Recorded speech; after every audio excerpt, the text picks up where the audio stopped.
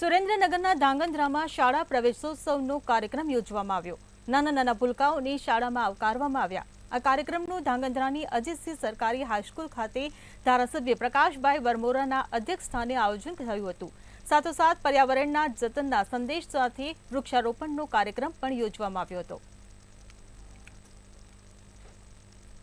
જિલ્લામાં શાળા પ્રવેશોત્સવનું આયોજન થયું। બધા સુરેન્દ્રનગર જિલ્લામાં શિક્ષણનું હબ બન્યું છે। સુરેન્દ્રનગર જિલ્લો રાજ્યમાં શિક્ષણમાં બહુ અગ્રણી લેવલમાં આવે છે।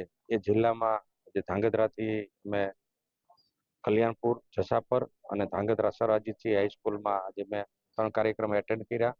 સુરેન્દ્રનગર જિલ્લામાં બાળ બાલિકામાં 15,582 વિદ્યાર્થીનો પ્રવેશ।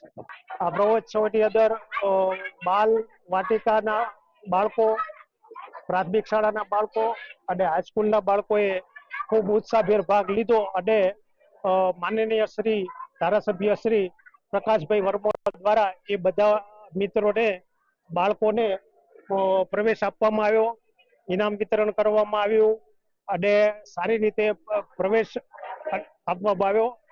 બાળકો રહ્યા એ ભાવિ